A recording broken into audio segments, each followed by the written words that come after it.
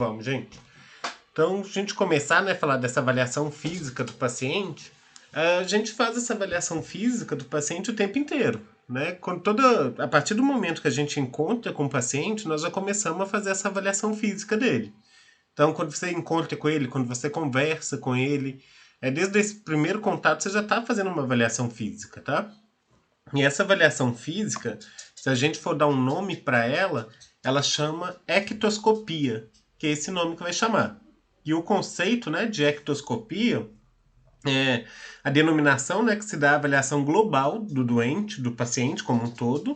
Então, essa é a primeira etapa aí do exame físico que a gente faz, que deve ser iniciada aí do primeiro contato com o nosso paciente, então daquele primeiro momento que a gente encontra mesmo com ele, e o objetivo é a obtenção dos dados gerais, né? Independente da queixa do paciente. Então, aquele paciente que está chegando lá com queixa de dor de garganta. Ok, o objetivo dele ali é um remédio para dor de garganta dele. Mas a gente tem que atender ele como um todo. Lembra que a gente fez lá já um roteirinho, né, de anamnese. A gente falou dos 4 pontos do exame físico, né? Que é inspeção, palpação, percussão e ausculta. Então, a gente tem que fazer esse exame físico geral, né? E essa avaliação ela deve ser crânio-caudal. Lembrando que nós não temos cauda, então é crânio-podal, da cabeça aos pés. Então a gente tem que avaliar mesmo o nosso paciente, o corpo dele inteiro, tá?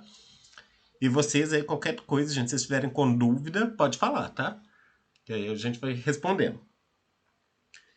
E seguindo, o que a gente deve avaliar, né, nesse exame físico geral do nosso paciente? A primeira coisa é como que ele está naquele momento que você está vendo ele. No geralzão mesmo. Então, no geral, você chegando, vendo ele ali, ele tá bem? Ele tá mal? Como que ele tá? Então, essa avaliação que é mais subjetiva, assim, não é tão certa, né? Não é tão rigorosa, digamos assim. É de você ver mesmo, bater o olho e ver, ele tá bem ou ele tá mal, sabe? Então, a gente fala que ele tá num bom estado geral, ou ele está em um estado geral regular, ou ele está em um estado geral ruim, ou muito comprometido, né? Vocês vão ver isso muito em prontuário de paciente, escrito, por exemplo, paciente que está em bom estado geral. Vai estar escrito BEG, B-E-G. Sabe que tem paciente que está em bom estado geral, vai estar escrito BEG, tá? E paciente que está em estado geral regular, vai estar escrito EG, R, ou estado geral ruim, aí pode estar escrito mesmo, estado geral ruim, para chamar atenção, tá? Nessa situação. Além dessa avaliação geral do paciente que a gente dá, nós temos que avaliar outras coisas. E uma dessas é o nível de consciência. Então nós temos que avaliar se esse paciente nosso ele está consciente ou se ele está inconsciente, né? Então ele está atento ali ao que você está falando. Se ele está consciente, né? Ele está entendendo o que você está dizendo. Ele sabe onde que ele sabe que dia que é hoje. Então, quando está falando aqui, avaliar se o paciente está consciente ou inconsciente e orientação temporal e espacial. Isso quer dizer o quê? Então, você vai chegar para aquele seu paciente, vai conversar com ele, ô seu José, ô Dona Maria, como que o senhor ou a senhora está? Então ele vai começar a te responder. Se ele já está te respondendo, uma coisa você sabe, que esse paciente ele está consciente, né? Porque se ele estiver inconsciente, nem te responder ele vai, né? E se ele está te respondendo, ótimo. E aí você só tem que saber se ele está orientado no tempo e no espaço. Então você vai perguntar para ele, você sabe que dia que é hoje? Ele vai falar, não sei, hoje é sexta-feira. E hoje a gente sabe que é segunda-feira. Então a gente vê que ele não está orientado no tempo, né? Aí você pergunta, o senhor sabe onde que o senhor está? E ele vai falar, tô na casa da minha filha. E às vezes ele está lá no hospital. Então você também vê que ele não está orientado no espaço. Ele não sabe o local onde ele está. Por outro lado, ele pode te falar o local certinho. Ah, não, eu tô aqui no hospital, hoje é uma segunda-feira, eu vim pra cá porque eu tava passando mal em casa, eu vim pra cá e eu sei que hoje é segunda, dia 23 de março. Então ele sabe te posicionar, tá? Então, o normal é esse paciente estar consciente e orientado no tempo e no espaço e ainda colaborar com o exame como um todo, tá bom?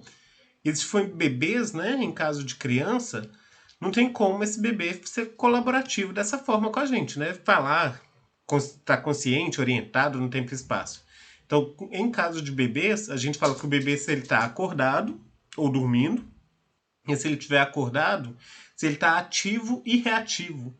Porque se o bebê estiver acordado, você vai mexer com o bebê, ele vai retribuir. Ele vai ser ativo, e se você mexe com ele, ele reage ali ao seu estímulo, né? Então, bebês só dessa forma, tá bom? E seguindo, o próximo passo aí é em relação à postura, tá? Que é a posição ali que o paciente ele atua, né? Que ele adota durante a consulta que a gente vai ter com ele.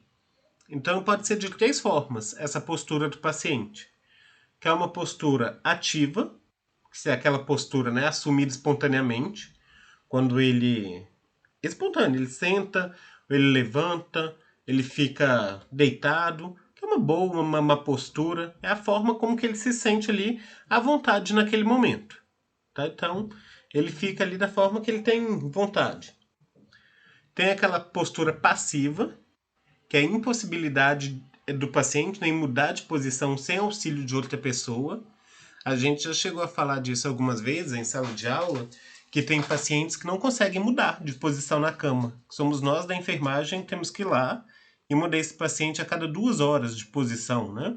Que a gente chama de mudança de decúbito. Então, esse paciente ele tem tem uma postura passiva, porque ele fica te esperando para mudar de posição. E o terceiro é a postura antálgica, que é adotada aí para o alívio de dor. Não sei, talvez algum de vocês já passaram por isso. Quando você está com dor, algum tipo de dor, quando você fica em algum tipo de posição, melhora. E aí você fica naquela posição para aliviar aquela dor. Geralmente a gente fica naquela posição que o pessoal fala que é a posição fetal. Principalmente quando a gente está com dor na barriga, assim. A gente encolhe as pernas, encolhe o corpo. Fica quase que dobrando mesmo o corpo, né? Deitado na cama. Geralmente é uma posição aí para aliviar a dor, tá? E o paciente pode ficar nessa posição também. Então, em relação à postura, são essas aí. O quarto ponto é em relação à higiene pessoal, que nós temos que olhar muito no nosso paciente, tá? Agora, por causa dessa questão de coronavírus, vocês estão ouvindo falar muito em higienização das mãos, que nós temos que higienizar as mãos bastante, com água, sabão, álcool em gel. Realmente, temos que fazer muito isso. Mas fora o corona, nós também temos que fazer, né? E os pacientes como um todo também. E muitas vezes a gente recebe pacientes que não estão com os hábitos de higiene em dia, né? Então a gente recebe muito pacientes que estão com halitose, né? Que o hálito do paciente é terrível, que é muito ruim mesmo. E essa halitose, esse mau hálito, ele pode falar muitas coisas para nós, pode ser realmente um problema de higiene, mas como pode ser um problema estomacal, por exemplo, né? E ali está falando, letra B, né? Odores de secreções. Odores de secreções pode ser odor de secreção, às vezes de uma ferida, de uma úlcera, de uma lesão, né? Porque tem lesões que vão causar mesmo algum odor. E quem trabalha já na área sabe que tem umas que tem um odor muito forte mesmo. Às vezes o paciente trocou o curativo há 6 horas atrás e agora já está saindo muita secreção, então o odor vai ser muito forte. Não é problema de higiene, de falta de higiene, mas tem casos que é odor de secreção de suor, por exemplo. Né? O paciente ele transpira muito e não usa desodorante, por exemplo.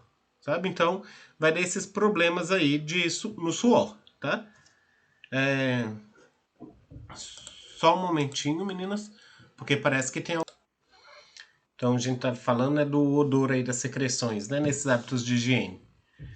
Além desses odores, né, do suor, também tem a questão relacionada, além do suor, né? Nas axilas, tem o suor também no pé, nos pés, que é principalmente causa chulé, né? E tem paciente que só de chegar perto a gente sente muito forte. Então isso fala pra gente também desse mau cheiro, dessa falta de higiene. Então a gente já chama atenção para isso. Além de pediculose. Quando a gente chama pediculose, às vezes a gente pensa que é questão relacionada aos pés, mas não. Pediculose são piolhos. E piolho muitas vezes está relacionado à higiene. tá? E não é só criança que tem, infelizmente. Pediculose tem muito adulto que tem também, tá bom? E as unhas, tem muitas pessoas que têm as unhas, né, que não estão aparadas, estão com unhas grandes, sujas, e aí fica atrapalhando bastante, né, a higiene como um todo corporal. No próximo slide. Oi, pediculose.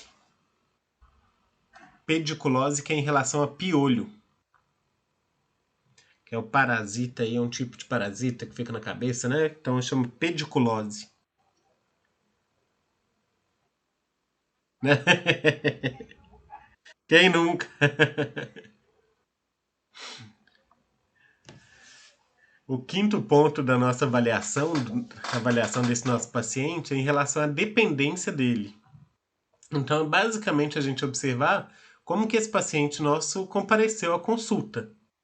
Se ele compareceu sozinho, ou se foi acompanhado, e se foi sozinho ou acompanhado, mas como que foi? Foi de cadeira de rodas, foi de muleta, bengala, ou se não foi utilizando nada disso, que foi andando normalmente mesmo. Então, como que foi que ele chegou até aquele local? Sabe? Porque isso fala para nós de dependência. Se ele chegou sem utilizar nenhum desses acessórios aí, tá ótimo. Ou seja, ele não depende de nada para se locomover, né? E se ele foi acompanhado, mas sem utilizar nada, isso não quer dizer que ele seja dependente de alguma coisa ou dependente de alguém para auxiliar ele nas atividades do dia a dia. Pode ser que ele só foi ali porque precisava de alguém, de companhia, né? Então, a gente tem que avaliar cada caso separadamente. E o nosso sexto ponto já é relacionado à linguagem, a fala e a linguagem. Aqui já é bem importante para nós, porque quando está relacionado à fala, alguns pontos chamam mais atenção, porque tem alguns casos, algumas doenças principalmente, que podem trazer questões relacionadas a alterações na fala. Vocês já devem ter ouvido falar, por exemplo, do AVC, que um dos sinais dele é a pessoa ter dificuldade de falar algumas palavras, né? Então, se a gente estiver trabalhando em algum pronto atendimento, chegar uma pessoa para conversar com a gente com uma dificuldade de fala, a gente já se alerta para isso, tá? Que é a chamada ali a dislalia, tá? Por exemplo, né? Mas vamos falar uma por uma, né? Para ir bem certinho aqui. Então, nessa fala e linguagem, a gente tem que avaliar a voz, a lógica do discurso da pessoa. Essa lógica do discurso é avaliar se o que a pessoa está falando está fazendo sentido, né? Ou seja, ver se a pessoa está te contando uma história que está fazendo sentido mesmo. Ou seja, ela está te contando, eu moro na determinada rua e na minha rua tem muito buraco por causa da chuva, ok. Você está vendo que está fazendo sentido. Mas aí ela te fala, não, eu moro numa rua que está toda esburacada porque caiu um meteoro na minha rua. É algo que não faz sentido nenhum, né? Nada a ver. Então não tem lógica nesse discurso dela, né? Então você já vê que não é que talvez tenha um problema aí nesse discurso dela, né? A gente tem que ver também se há distúrbios aí na articulação de palavras, ou seja, se ela tem dificuldade para falar mesmo algumas palavras, na troca de letras aí, por exemplo, cebolinha, que muda, né, o R pelo L, né, tem pessoas que mudam aí algumas letras, ou se fala o nome de objetos corretamente, porque tem pessoas, às vezes, que ela sabe o nome daquele objeto, mas ela fala de forma errada. Por exemplo, ela aponta para uma bola, ela sabe que aquilo é uma bola, mas ela fala outro nome, tá? Isso pode trazer também questões relacionadas ao neurológico dela. Tá? Então isso é bem importante para nós. Mas quando a gente vai avaliar essa fala e linguagem, tem essas 5 palavrinhas aqui que são importantes para nós. A primeira é a chamada disfonia, que disfonia então é alteração ou enfraquecimento da voz. Isso a gente repara bastante quando aqueles dias que a gente está falando muito.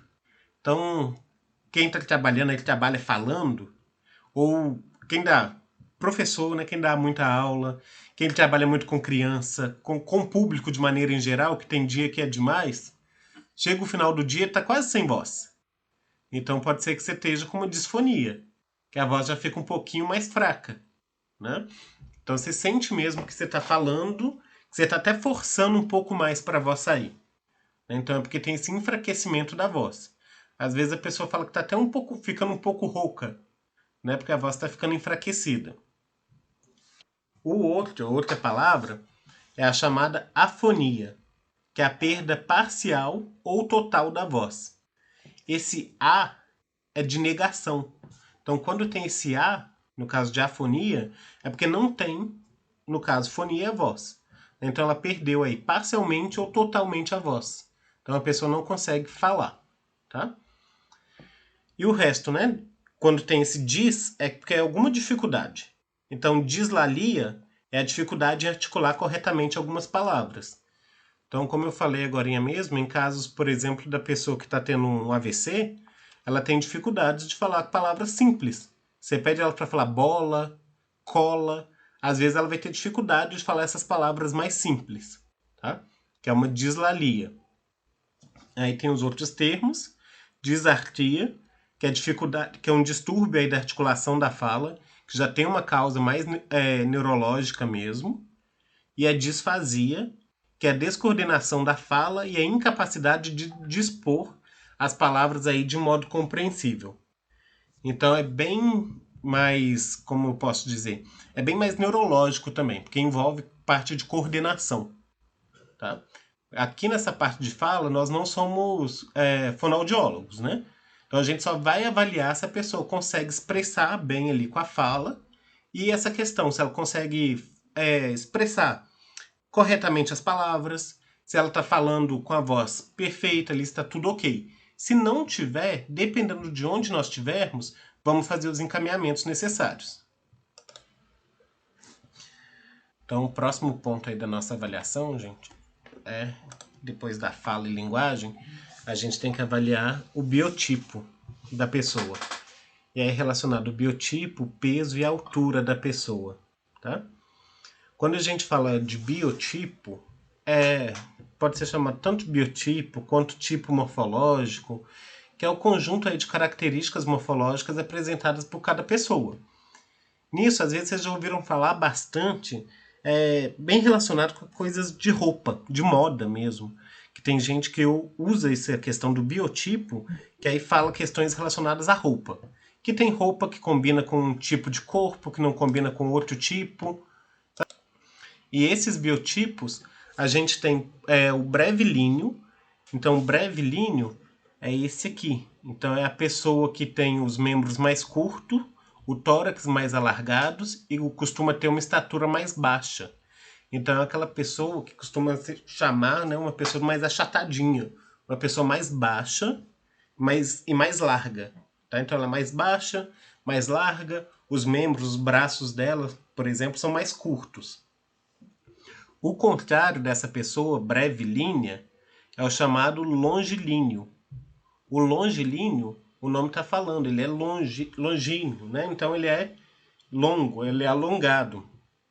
Então ele é uma pessoa normalmente mais alta, com o tórax mais estreito e os membros dele são mais longos. Então ele tem pernas e braços mais longos. E esse longilíneo costuma ser uma pessoa mais magra, tá? E o normolíneo, ele tem um desenvolvimento do corpo, né? Corpo, musculatura, e ele é meio termo. Corpo, músculo, tecido adiposo, todo mais ou menos, sabe? Ele é no meio termo, tá? É a maioria das pessoas. Ainda nessa questão do biotipo, peso e altura, né? A gente tem a própria avaliação do peso e da altura. Em ambientes assim nossos de saúde, para avaliação de peso e altura, normalmente a gente tem esse modelo de balança, né? Para esse modelo de balança, um dos mais fidedignos, né, que a gente tem, não é difícil de avaliar o peso, só que a gente tem que fazer que é o chamado tarar a balança, ou seja, colocar ela aqui realmente no zero, tá? Antes de colocar o paciente em cima dela, porque senão vai dar peso errado, tá? Aqui nessa foto, a foto tá pequena, não vai dar para vocês verem direito. Mas aqui do lado, tem uma rodinha preta. Ali a gente tem que ficar mexendo para um lado ou para o outro, até esse pontinho aqui ficar bem equilibradinho, tá? Porque aí sim a gente considera que está na tara zero. Nós vamos ter uma aula prática onde vocês vão conseguir ver tudo isso, tá bom? Vocês vão conseguir mexer na balança, avaliar esse peso e altura. Oi? Então, e aí para avaliar o peso, né? Nessas aqui a gente tem que tarar. Então, colocar na tara zero, que a gente vai ver lá na aula prática. E além de colocar na tara zero, nós temos que avaliar também a altura do nosso paciente. Para avaliar a altura, nessa balança tem uma régua antropométrica. A gente vai pedir para o paciente subir aqui na balança, ele vai ficar de costas aqui para a balança, com os pés bem juntinhos, olhando para frente. Ele está de costas para cá, né? Ele vai estar olhando reto, cabeça reta, coluna tudo bem retinho. E aí a gente vai conseguir avaliar a estatura dele, tá? E aí essa régua, ela vai subindo mesmo. Então o ponto mais alto dela vai ser como se fosse o número 1. Aqui embaixo, onde que ela vai ser o fim dela, que vai estar o número da estatura do paciente. Por exemplo, 1,70, vamos supor que o nosso paciente tem, vai estar marcando aqui embaixo, na base, tá? E não lá em cima, onde está a cabeça do paciente. Vai estar marcando aqui embaixo na base. Vocês vão ver isso muito melhor na aula prática, tá? E aí a gente fazendo a avaliação do peso e altura, né? Tanto de crianças como de adultos, a gente faz o cálculo que é do IMC.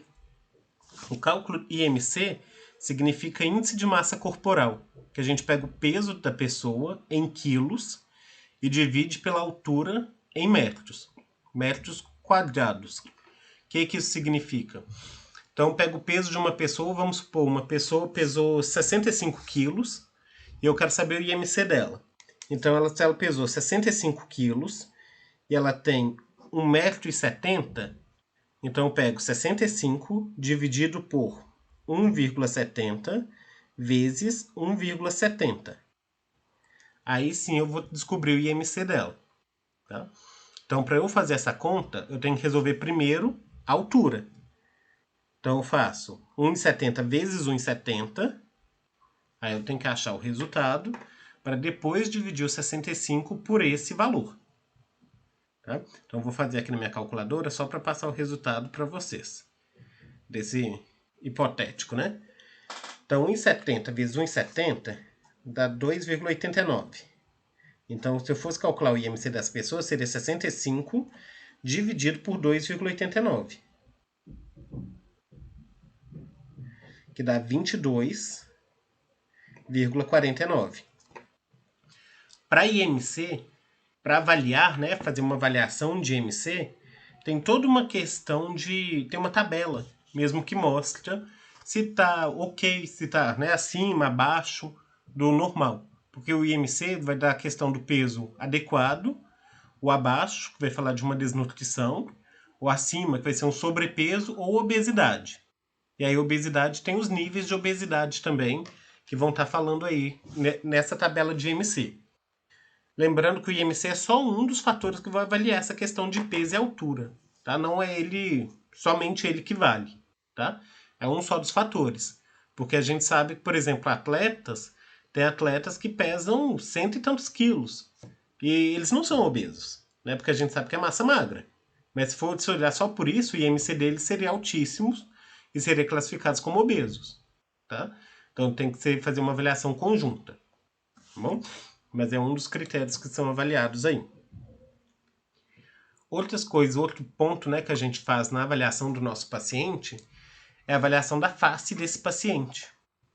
Então, as faces, né, do paciente, a gente avalia a expressão dele mesmo, como que esse paciente está olhando para a gente, né? E aí, dessa expressão, nós temos as chamadas faces normais, normal ou atípica. Então, quando fala atípica, quer dizer que é uma face normal. Aí aqui tem duas fotos, né, de duas atrizes aí, Érica Januza, Isis Valverde. Então, duas faces normais, tá? Então, vocês veem que não é característico de nada. Assim, de nada ruim, né, de nenhuma síndrome. Então, são faces normais ou atípicas, tá? O termo atípico aqui é porque não é típico de nenhuma síndrome. Por outro lado, nós temos as faces anormais ou típicas, que aí vão ser típicas de algumas síndromes que nós vamos ver mais para frente, tá? Só para não confundir. Eu coloquei só alguns exemplos, não preocupem com esses nomes agora, tá? Só para vocês verem já algumas. Tem as faces leonina, faces mongólica, face hipocrática. Aqui só são alguns exemplos. Tem vários outros exemplos aí que a gente vai ver ainda, tá bom? Mas só de bater o olho, a gente vê diferença, né? Não só em questão aos traços mesmo da face das pessoas, né? A gente vê que tem características bem diferentes. Nessa face aqui leonina, a gente vê, por exemplo, que questão aqui nas testas, o nariz como está bem inchado, bem marcado, né? E é chamado de face leonina porque a face mesmo, o rosto, ele lembra a face e o rosto de um leão, né? A face mongólica é por causa da síndrome, né, de Down. E essa aqui da hipocrática, principalmente que mostra os olhos que são saltados para fora, tá? Então isso tudo vocês vão ver também mais para frente, o porquê de cada uma dessas coisas. E aí a gente chega nesse ponto que é muito importante para nós, que é relacionado ao tegumento. Tegumento, se vocês forem lembrar, quando a gente fala tegumento, a gente está falando de cobertura, no caso do nosso corpo. Então, principalmente a pele, né? E na pele a gente vai avaliar muita coisa, tá? Então, da pele é muita coisa mesmo. Então, o primeiro ponto que a gente avalia na pele é a coloração. Então, em coloração, a gente olha se a pele da pessoa, se ela está normocorada, ou seja, se a pessoa tem a coloração normal na pele, ou se a pele está hipocorada, né, se ela está pálida, ou se ela está hiperemiada. Se ela está hiperemiada, quer dizer avermelhada, tá bom? E esse normocorada, hipocorada ou hiperemiada pode ser tanto da pele ou das conjuntivas. Conjuntiva mucosa, por exemplo, boca. Aqui, quando a gente abaixa o olho, a gente avalia aquela mucosa, que é conjuntiva. Então, a gente consegue avaliar isso de tudo, tá? Não só da pele como da pele, mas a gente avalia da mucosa da boca, do olho, tá? Então, a gente consegue avaliar de tudo isso. Além dessa coloração geral aqui, a gente avalia de alguns pontos específicos. O próximo ponto que está falando é relacionado a icterícias, né? Então está falando se a pele está ictérica. Ictérica ou anictérica. Quando fala que está ictérica, é a pele que está amarelada. Essa pele amarelada normalmente está relacionada com problemas do fígado, tá? Popularmente aí as pessoas chamam de amarelão, sabe? E está relacionado mesmo à bilirrubina, que é que dá quando tem um problema no fígado mesmo. Em caso de hepatite, as pessoas costumam ter icterícia. E às vezes vocês já viram com crianças, tá? Em crianças é muito comum ter icterícia, bebês mesmo. Tá? Por isso que toma banho de luz, tá? E aí é bem importante mesmo esse banho de luz para recuperar, né, o fígado aí. Então, icterícia é quando está amarelo, e ictérica, né, quando está amarelo, e anictérica é quando não está amarelo, quando está normal. Então, além desses, né, ictéricas e anictéricas, a gente tem os chamados cianóticos e acianóticos. Então, esse cianótico, ele está muito relacionado à cor ciano, à cor azulada, tá? Esse cianótico, ele dá muito quando a pessoa está com dificuldade respiratória. Então, quando a pessoa ela fica com falta de ar, com muita falta de ar, reparem, vocês vão ver quando estiverem principalmente trabalhando alguma urgência, emergência, assim, que as pessoas quando estão com falta de ar, ela fica com as extremidades arroxeadas. Ponta dos dedos começam a ficar roxas, lábios, às vezes a ponta do nariz, ponta da orelha, tudo começa a ficar arroxeado, fica meio azulado. Tá? Então a gente fala que ela está cianótica, quando isso começa a acontecer. E a cianótica é quando ela não está assim, quando ela está normal. Tá? Então, cianótica está azulado, arroxeado, e a cianótica está normal. E aqui, como a gente está avaliando coloração da pele, se é com ou sem bronzeamento. Tá? Se está uma pele normal ou se ela está ali, foi exposta a algum tipo de bronzeamento. Tá? E esse tipo de bronzeamento é importante para nós porque fala se a pessoa ela ficou realmente muito exposta a algum tipo de agente que pode ser agressivo para ela. Tá bom? Só outra coisa. Nesse cianótica, a pessoa não necessariamente ela precisa estar com falta de ar para ela ficar dessa forma. Quando a pessoa fica com muito frio também, ela vai ficar dessa forma. Reparem vocês mesmos, às vezes quando estão com muito frio, a ponta dos dedos ficam geladas e ficam mais azuladas, tá? Porque a circulação fica mais difícil ali nas extremidades. Então começa a ficar mais azulado ali na região.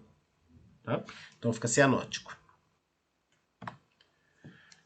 Em relação à hidratação ainda que a gente avalia, né, nesse nosso tegumento, a gente avalia nessa hidratação principalmente nas mucosas. Então a gente avalia essas mucosas se elas estão úmidas. Mucosa sempre tem que estar úmida. As mucosas que a gente mais avalia é mucosa oral e ocular. São as principais que a gente avalia. Elas sempre têm que estar úmidas, que isso fala para nós que elas estão hidratadas. Se elas estiverem secas, é porque elas não estão hidratadas. Então elas estão desidratadas. Tá? E no caso da boca, ela tem que estar com saliva fluida, que é com saliva mesmo. Você consegue ver a saliva ali clarinha. Porque quando ela não está com a saliva fluida, você vê que não, a boca realmente fica seca. Né? Você não tem nem saliva direito. Ou às vezes tem aquela saliva que você vê que é bem grossa, bem branca ali mesmo, que já é ruim, já está mostrando que aquela mucosa não está bem hidratada. Né? Quando a gente fica muito tempo sem beber água, a gente fica dessa forma. Né? Só um minuto, acho que tem alguém. Então, o outro ponto que a gente tem de avaliação em relação ao tegumento, né, é em relação ao turgor cutâneo. Turgor é bem relacionado à elasticidade da pele, tá? Que pode estar normal ou diminuído. Então, essa pele, como que a gente faz? Aí na imagem está mostrando. Então, normalmente, a gente puxa a pele e tira, e solta. Então, quando a gente puxa e solta a pele, a nossa pele, de todos nós aqui, ela vai voltar para o local rapidinho. Né? Em pacientes que estão mais idosos, principalmente, a pele vai ficar um pouquinho mais marcada, vai demorar um pouquinho mais para retornar, igual esse paciente, igual essa imagem que está aqui. Que aqui na imagem dá para ver que ficou um pouquinho. Né? Isso fala um pouquinho da elasticidade da pele. Tá? E também fala de hidratação. Então, se está fazendo isso, a pele está ficando e o paciente não é idoso, está falando de hidratação. Isso já é um sinal de desidratação do paciente. Então, isso é um sinal que a gente deve. Então, aqui, turgor. Né? E aqui na textura da pele também que a gente avalia. Se a pele está áspera, se a pele está enrugada, se ela é fina e lisa, se ela está com a textura normal. Tá? Isso tudo é importante para nós. Se ela é áspera, ela pode estar falando também de desidratação para nós. Né? Tem pessoas que você pega na mão da pessoa, por exemplo, a mão parece uma lixa, né? De tão grossa que é. Claro, muitas pessoas assim por causa da rotina de trabalho delas. Então tem gente que trabalha pesado mesmo, no sol a sol, e aí é difícil. Né? Então a mão fica mais calejada mesmo. Mas às vezes não. Às vezes é uma pessoa que não tem esse tipo de trabalho e você vê que a mão está bem áspera. Então pode ser questão relacionada à hidratação aí da pessoa. A pele está enrugada também pode ser relacionado a isso, além de questões da idade, né? Se a pele está fina e lisa, já pode ser relacionada a edema, que é inchaço, por exemplo. Né? Então já é outra questão a ser avaliada. E no nosso caso, a textura normal. Então isso na textura da pele. Ainda que nesse tegumento, a gente avalia a chamada... Oi, Sabrina.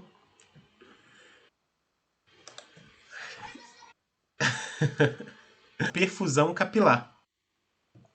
Na perfusão capilar, o termo, né, perfusão, ele está relacionado aí ao fornecimento de sangue arterial, né, que é o sangue aí com oxigênio e com nutrientes que vai chegar nos tecidos, nas células do nosso corpo. E quando fala que é capilar, é porque nessa região de capilar sanguíneo que vai ocorrer a troca gasosa, troca de nutrientes, ou seja, vai pegar esse sangue arterial, que está cheio de oxigênio e nutrientes, vai entrar para as células, e o sangue que está lá, cheio de gás carbônico, vai passar para as veias. Então é nessa região que acontece, que está principalmente, como está mostrando aqui nas imagens, próximo das extremidades. Tá? Então, para a gente avaliar perfusão capilar, o que a gente faz? Aqui na imagem está mostrando, por exemplo, você aperta o dedo e solta. Todo mundo pode fazer isso. Pode pegar para vocês aí, por exemplo. Aperta o dedo, pressiona o dedo um pouquinho e soltem.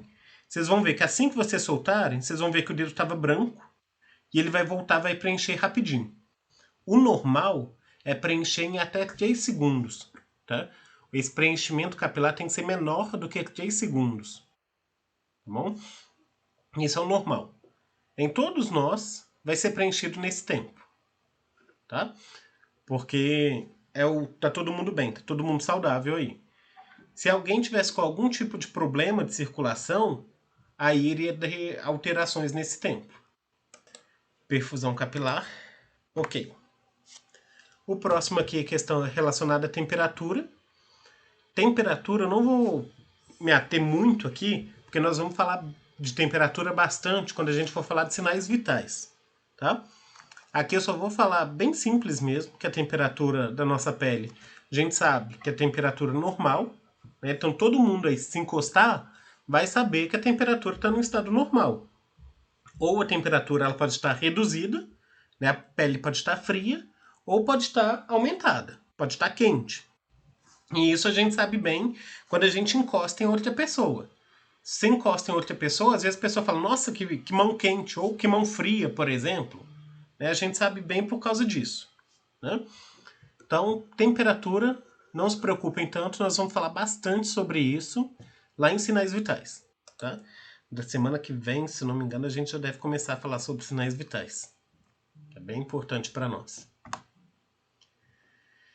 E aqui a gente começa a falar de presença de lesões, que aí para nós da enfermagem é importantíssimo. Tá? E essas presenças de lesões têm pontos diferentes. E aí ela vai se dividir, se não me engano, em 6 pontos. O primeiro ponto é chamado modificações aí da cor sem relevo ou espessamento, que aí vão ser chamados de manchas ou máculas, tá? Que pode estar relacionada à melanina. Então, às vezes, né, pode ser o hipo e a crômica. Por exemplo, uma pintinha, que uma pessoa tem, uma manchinha que você vê ali, que é mais coloridinha, um pouquinho mais escura, ou um pouquinho mais clara que o restante da pele. Não tem elevação nenhuma, é da mesma textura, só é a coloração diferente. Pode estar relacionado à melanina. Ou uma deposição aí de pigmentos, por exemplo, de bilirrubina, de caroteno, também vai ter outra coloração.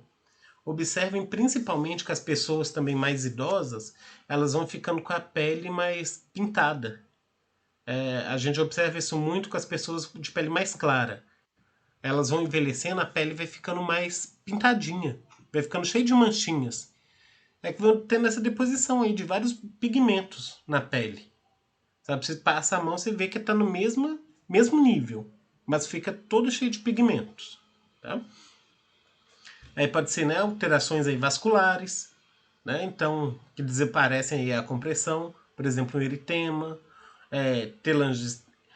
telangiectasias, tá? Esse alterações vasculares, por exemplo, o eritema, é questões relacionadas à circulação mesmo de sangue. Vocês sabem, por exemplo, e está bem relacionado também, vamos falar primeiro da letra D, que são as sulfusões hemorrágicas, né? Por causa de pigmento hemático. Que aí fala de petequias, vibícias, equimoses, hematomas, né? Que acontecem bastante também com a população mais idosa. Observem no dia a dia que as pessoas idosas, às vezes, elas costumam aparecer com algumas manchas, com alguns roxos no corpo, né? Esses roxos, às vezes, não foi uma pancada mesmo que a pessoa tomou. Às vezes foi uma coisa simples que ela encostou, um esbarrão, alguma coisa mais simples.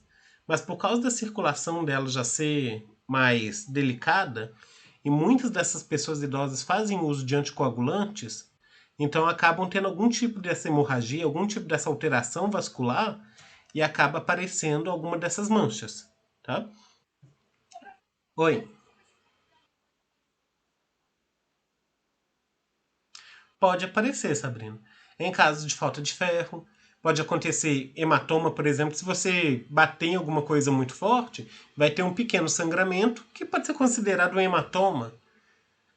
Em caso, por exemplo, de dengue, considerado dengue hemorrágica, quando eles fazem a prova do laço, a chamada prova do laço, eles querem ver se tem a presença de petequias, sabe? Essas petequias... Ah,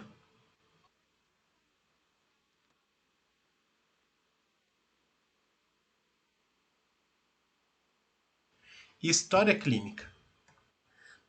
Primeiro passo é história clínica. Me conta o que, que aconteceu. Como que surgiu esse roxo aí? Como que aconteceu essa mancha? Se você bateu em alguma coisa, normalmente você vai lembrar. Né? Que você lembra ali, nossa, eu tive uma pancada e aconteceu isso. Se você não lembra, aí vamos lá então. Vamos fazer alguns exames.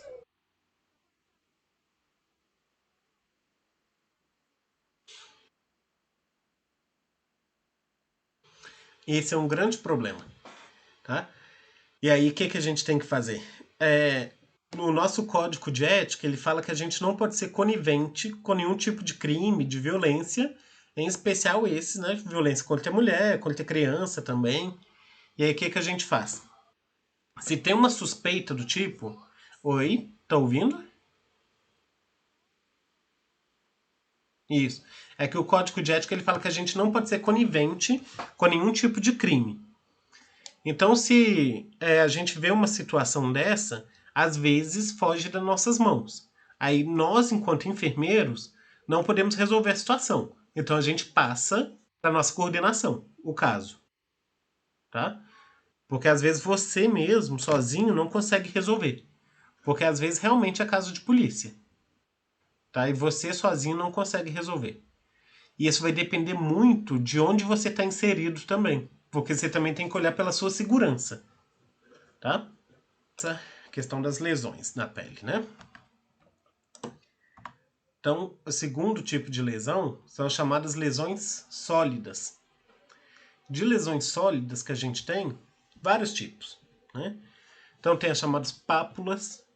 Pápula, a gente sabe quando tem uma elevaçãozinha na pele, pequena, parece uma quando o inseto pica a gente assim, fica uma como se fosse um carocinho só que cheio de líquido lá dentro. Aquilo é uma pápula. É uma elevaçãozinha. Só que ela é pequena. Ela é de até 0,5 centímetros. Então ela é bem pequenininha, tá? Se ela for maior do que 0,5 centímetros, ela é chamada de tubérculo, tá? E ela também está presente na derme, tá?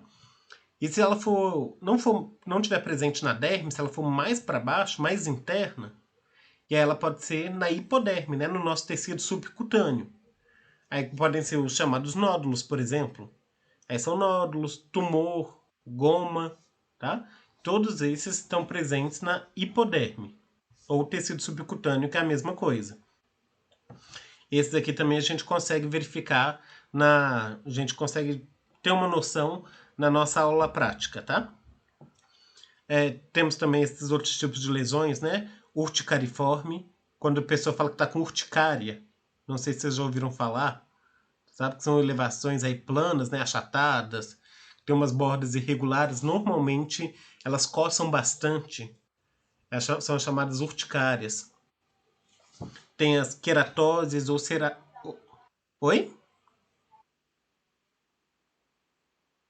Dá. Paciente com dengue costuma dar muito urticária, principalmente no final da dengue. Quando tá melhorando, aí ele começa a coçar bastante o corpo. Aí dá essa urticária. Dá mesmo. Dá. Aí tem também a chamada queratose ou ceratose, né? Que aí é um espessamento já da epiderme. Aí fica um pouco mais dura, sabe? Fica mais opaca, esbranquiçada. É, pode ter também um espessamento ou infiltração aí. Liquenificação, que é um espessamento mesmo da pele com estrias. Né? Vegetações, que está bem relacionado a fungo, presença de fungos na pele.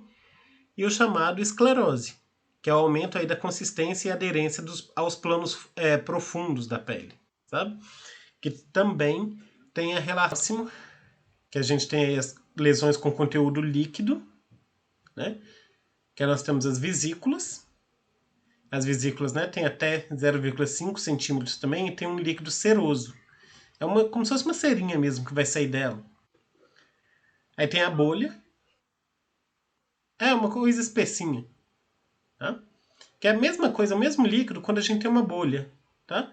A diferença da vesícula para a bolha é o tamanho dela, que a bolha é quando tem mais do que 0,5 centímetros. Tá? Mesma coisinha, só que tamanho maior. Lembra às vezes quando você calçou aquele sapato que estava apertado, ficou com ele o dia inteiro, deu uma bolha no pé porque estava grande? É aquele líquido ali, que é um líquido seroso. A pústula já é diferente. A pústula ela pode ser ou uma vesícula ou uma bolha, só que ao invés de ser um líquido seroso, é um líquido purulento. Ou seja, é pus que está ali dentro. Tá?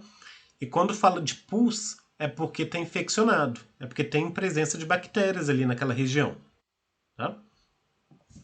E temos também o abscesso, que aí vai ser uma coleção purulenta, flutuante, dermohipodérmica. Ou seja, ele é maior. Esse abscesso, ele é mais profundo. Ele pode estar pegando aqui região de derme e hipoderme também. É mais difícil de ser tratado do que uma pústula. Porque uma pústula, às vezes quando ela se rompe, você consegue tirar aquele pus, ok, ele melhorou, você não vai ter mais problema nenhum com aquilo.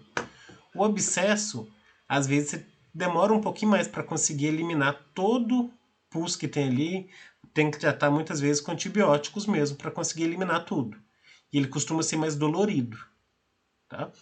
Então ele é bem mais chatinho de ser tratado. As outras problemas aí, né, que a gente tem na pele são as soluções aí de continuidade ou descontinuidade, né, tegumentar, perdas teciduais. Escoriação, por exemplo, quando a gente tem perda de epiderme, é bem provável que todos nós já tivemos isso. Escoriação, o famoso ralado, né? Eu acho que todo mundo já deve ter caído aí, deve ter se ralado. É uma escoriação, por exemplo. A letra B fala de úlcera, ulceração, que é a perda chega a atingir a derme. Por exemplo, as chamadas antigamente de úlcera por pressão, quando o paciente fica deitado muito tempo sobre a mesma posição, ele chega a ter essa úlcera por pressão, tá? Então isso pode atingir, na verdade, até tecidos mais profundos do que a derme. Então chega a derme, hipoderme, né, que é o tecido subcutâneo, até tecido muscular ali. Às vezes dá pra gente ver o osso mesmo. Aí tem a fissura. Oi, Sabrina.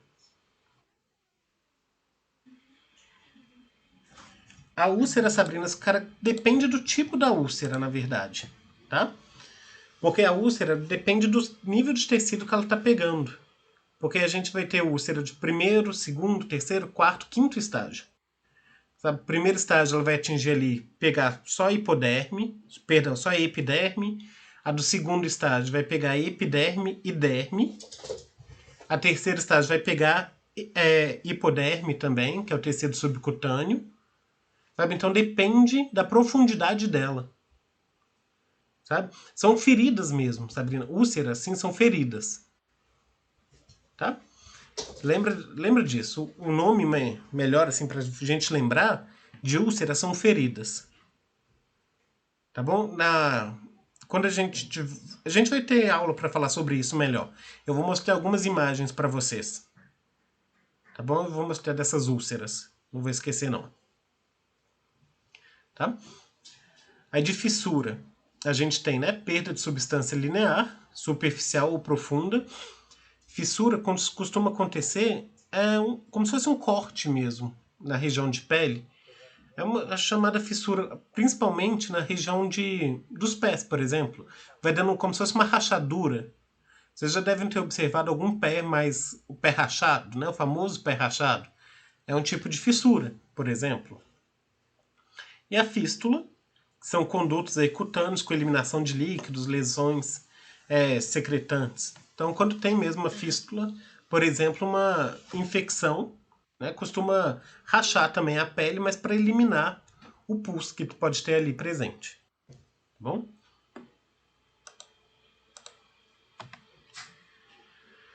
As outras lesões ainda que a gente tem, as chamadas lesões caducas.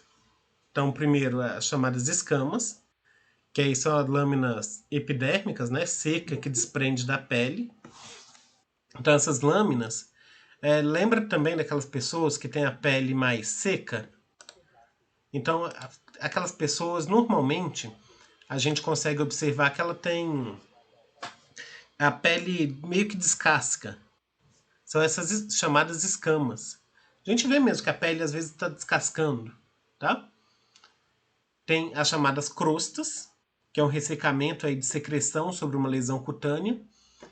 Observe quando vocês estão com alguma bolha ou qualquer outro tipo de lesão, assim, que sai algum líquido, e aí você fica deixando secar, que vai formando aquela crosta. A gente vê normalmente fica mais amarelado ali aquela região. É uma crosta. E o outro é a chamada escara, que é o tecido cutâneo aí necrosado. Então é um tecido mais preto mesmo e duro, geralmente duro e sem sensibilidade. A pessoa não sente mesmo. Tá? É bem duro isso. E o sexto ponto aí na região de pele, né, de presença aí de lesões, são as sequelas, que pode ser, por exemplo, a atrofia, então, né, que é o adelgaçamento da pele, que fica fina, lisa, transparente, que é, por exemplo, estrias, que são atrofias aí lineares em região de criação mecânica da pele. Então, as estrias não quer dizer nada mais, nada menos que a pele que esticou demais num processo rápido demais. A pele não conseguiu acompanhar, então ela foi... É como se ela tivesse rachado ali. Então, criou aquela estria. E B, a cicatriz. Então, a gente teve um corte, criou aquela cicatriz. Então, a gente teve uma perda de um tecido, né, que aí foi cicatrizando, nunca mais ele vai ser igual ao outro. Essa cicatriz ela pode ser proveniente, por exemplo, de um corte intencional, por exemplo, um corte cirúrgico, ou não. Né? Às vezes foi um acidente que você teve e se cortou, né? Mas vai ser uma cicatriz que você vai ter ela ali para sempre. Né?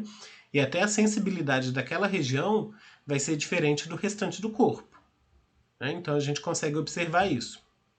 E ainda relacionado à cicatriz, nós temos a questão da queloide. Porque o que acontece? Casos de queloide, essa cicatriz ela fica saliente, ela fica mais alta normalmente. Né? Queloide, tem pessoas que têm uma predisposição a ter queloide e outras não. Tá? Então varia muito de pessoa a pessoa. Tá? Que varia muito do sistema mesmo de defesa da pessoa, do sistema imunológico da pessoa, para saber se ela vai ter ou não esse tipo de problema. Nessa questão, o que está envolvido? É o tecido fibroso. Quando a gente se corta, por exemplo, tem uma reposição ali de tecido fibroso. Quando a gente fala tecido fibroso, é um tecido mais duro mesmo, mais rígido, tá? Para tentar recuperar aquela pele que foi cortada. Então a gente tem esse tecido que vai se formar para depois vir nascendo a pele mais natural, digamos assim.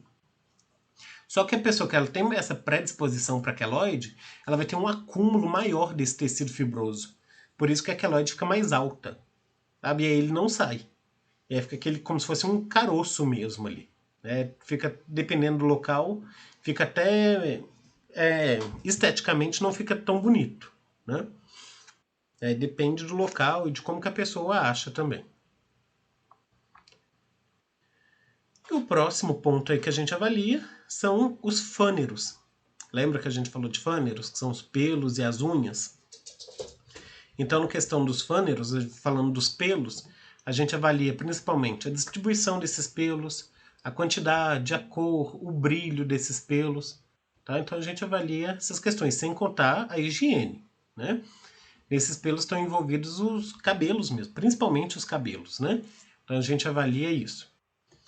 E nas unhas, a forma das unhas, espessura, consistência, brilho, coloração, porque isso é muito importante para nós também. Quando fala de coloração, principalmente se a pessoa está utilizando esmalte ou não, tá? Porque se ela estiver utilizando esmalte, às vezes você não vai conseguir ver, por exemplo, a questão de cianose. Porque se ela estiver utilizando esmalte, como que você vai ver que se ela está com a ponta dos dedos, aí com a ponta da unha azulada? O esmalte pode estar tampando, se for um esmalte escuro, vai estar tampando. Né? Então você não consegue ver se a ponta das unhas aí está azulada. Né? Então é ruim. E nessa forma e espessura da unha, a gente pode observar também os tipos de unhas que tem hoje em dia. Né? Tem unha de acrílico, unha de gel, tem vários tipos aí de unhas. Então, às vezes, você vê que não é da própria pessoa. Então, você não pode confiar só naquilo. Porque, às vezes, relacionado à espessura da unha da pessoa, né, da espessura e da consistência, me fala de problemas de vitaminas, por exemplo. Tá? Unhas muito quebradiças, às vezes a pessoa está com problema de vitamina A, está faltando vitaminas A para a pessoa. Tá? Então isso é importante. A gente tem que avaliar.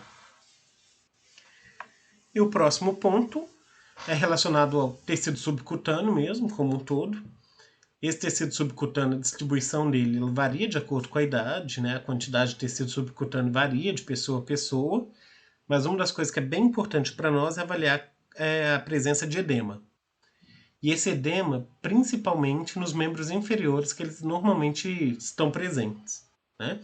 E quando estão, né? Estão presentes normalmente nos membros inferiores. E a gente tem que avaliar a localização, a consistência e a intensidade. Aqui está mostrando a imagem como que a gente avalia. Então, visivelmente, a gente consegue ver nessa imagem que o pé da pessoa aqui tá inchado. Né? Que edema significa inchaço. Então a gente consegue ver aqui que está bem maior do que o que seria normal. Então como que eu tenho certeza disso? Porque um pé de uma pessoa, por exemplo, pode ser diferente da outra. Tem pessoas que têm um pé mais alto, outras têm um pé mais baixo. Né? Então para eu ter a certeza, eu pego o dedo, pode ser meu polegar, e vou apertar. Então eu vou pegar e vou apertar mesmo ali com o polegar. Ou com o indicador também pode ser. Eu aperto e solto. Se formar esse fundinho aqui, é o que eu chamo de sinal de cacifo.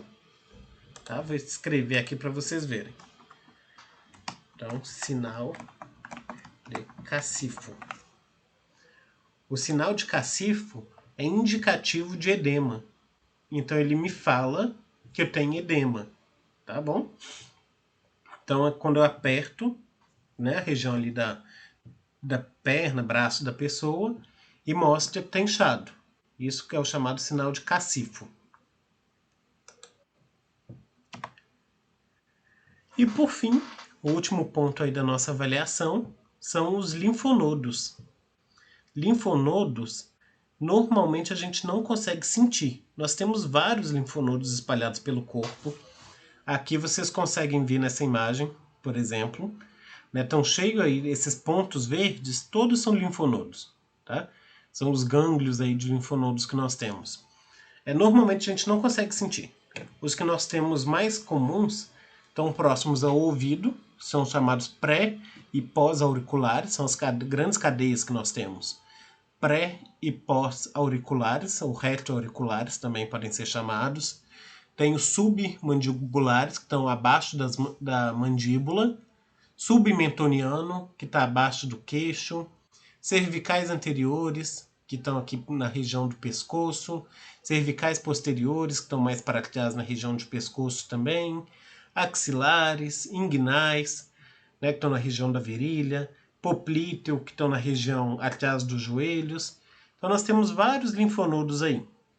Então é isso, normalmente a gente não consegue sentir esses linfonodos, mas quando a gente tem algum tipo de infecção, a gente consegue senti-los. Então, por exemplo, se eu estou com uma infecção de garganta, eu vou sentir esses linfonodos, principalmente os que estão mais próximos da minha garganta. Então, se eu vier aqui e começar a me palpar, eu vou sentir que eu tenho linfonodos próximos aqui. Vou sentir esses aqui pré-auriculares, pós-auriculares, a famosa íngua, isso mesmo. Então, perfeito, isso mesmo. Então, a famosa íngua é isso, são esses linfonodos que agem como sistema de defesa do nosso organismo, tá? Então, eles só ficam maiores para a gente conseguir sentir eles quando eles estão agindo com maior intensidade. Sabe? Quando eles estão ali trabalhando mais intensamente, aí a gente consegue sentir, tá? É aí que a gente sente. Para a gente sentir mesmo, a gente tem que palpar. Esses linfonodos, normalmente, mesmo quando eles estão maiores, a gente não consegue ver. É só palpando. Tá?